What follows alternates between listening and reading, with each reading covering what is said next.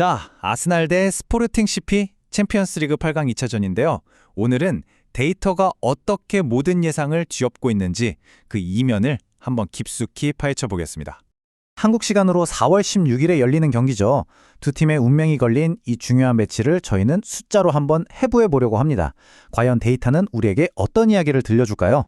자, 그럼 먼저 양 팀의 핵심 경기력 지표부터 딱 짚고 넘어가죠. 스포르팅. 와, 정말 놀랍게도 11경기 무패 행진을 달리고 있습니다. 이 숫자 기억해 두셔야 합니다. 그런데 반대로 아스날 쪽을 보면 공격력이 무려 37.4%나 급락할 수 있는 결정적인 변수가 나타났습니다. 바로 이 숫자가 어쩌면 이번 경기의 향방을 가를 가장 큰 키가 될지도 모릅니다. 그리고 마지막으로 살펴볼 건 아스날이 정말 아슬아슬하게 이겼던 1차전 1대0 승리인데요. 이 경기 결과 이면에 숨어있는 데이터를 뜯어보면서 전술적인 실마리를 한번 찾아보겠습니다. 네, 그럼 첫 번째로 시즌 전체의 데이터를 보면서 두 팀의 기본적인 체급이 어떤지 한번 비교해 보겠습니다. 자, 기대 득점, 그러니까 XG 값인데요. 얼마나 좋은 득점 기회를 만들었냐, 이걸 보여주는 거죠. 여기서 보면 아스날의 공격 창출력이 월등합니다. 경기당 평균 2.20 XG, 스포르팅의 1.47 XG와 비교하면 차이가 꽤 크죠. 수비 쪽도 한번 볼까요? 여기도 아스날이 훨씬 견고합니다. 경기당 기대 실점, XGA 값이 0.80에 불과해요. 반면에 스포르팅은 1.15로 확실히 수비 부담이 더 크다는 걸 알 수 있습니다. 이런 데이터들이 그냥 숫자로만 그치는 게 아니라 실제 결과로도 그대로 나타납니다. 아스날은 27골을 넣고 단 5골만 내줘서 득실차가 무려 플러스 22예요. 플러스 8에 그친 스포르팅과는 비교가 안 되는 수준이죠. 자, 그런데요. 시즌 전체 데이터만 보고 아스날이 압도적이네? 라고 생각하면 큰 오산입니다. 진짜 중요한 건 바로 최근 흐름이거든요. 최근 경기력을 보면 이야기가 완전히 달라집니다.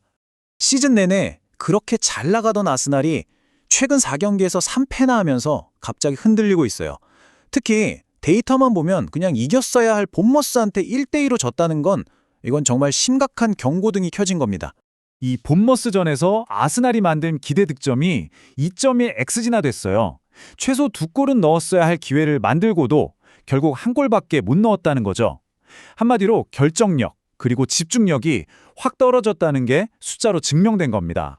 아스날이 이렇게 주춤하는 동안 스포르팅은 정반대의 모습을 보여주고 있어요. 자국리그에서 22승 5무 1패. 이건 거의 무적에 가까운 상승세죠. 경기당 2.5골이라는 득점력도 지금 최고조에 올라와 있습니다.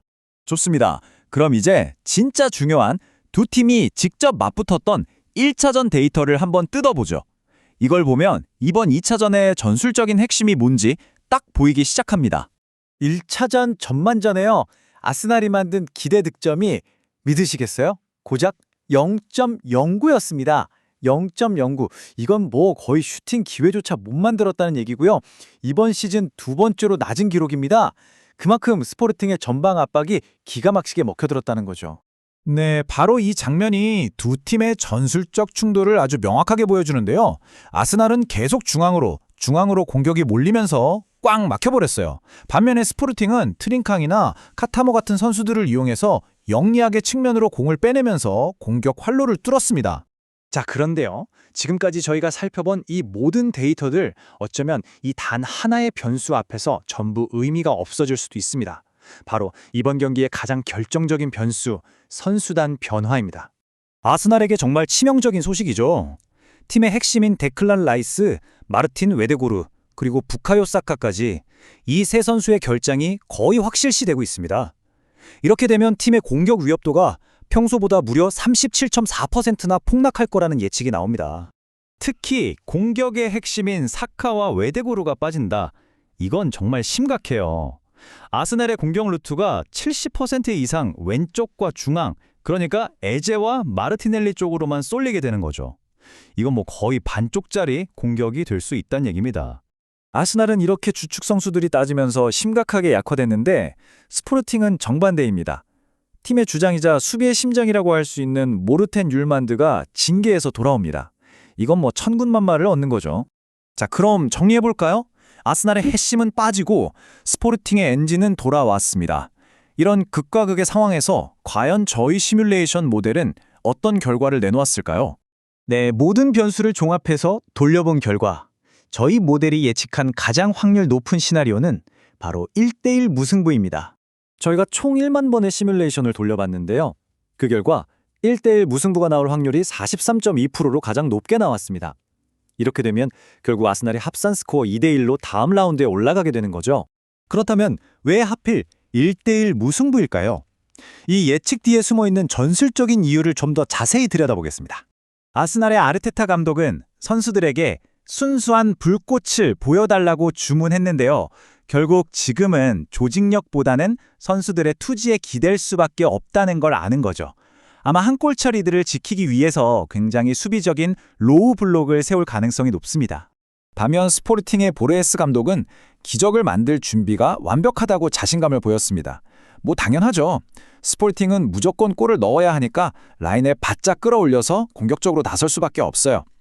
물론 이건 상당한 뒷공간 리스크를 감수해야 하는 선택입니다. 자, 그럼 이제 마지막으로 저희가 분석한 가장 가능성 높은 두 가지 시나리오가 각각 어떤 논리를 가지고 있는지 정리해서 설명해 드리겠습니다.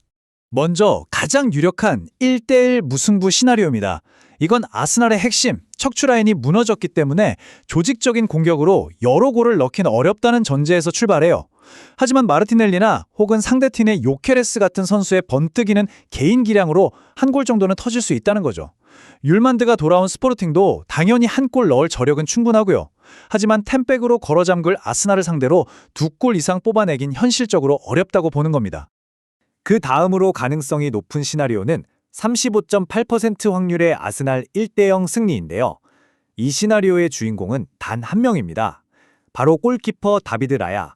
이 선수가 이번 시즌 기대 실점보다 무려 2.13골을 더 막아내는 말 그대로 신들린 선방을 보여주고 있거든요.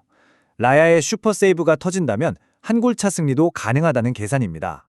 오늘 영상 역시 최근 흐름과 핵심 데이터를 바탕으로 꼼꼼하게 승무패를 예측해 보았습니다. 채널을 응원해주시는 슈퍼센스는 더 질 좋은 분석을 제공하는 데 큰 원동력이 됩니다.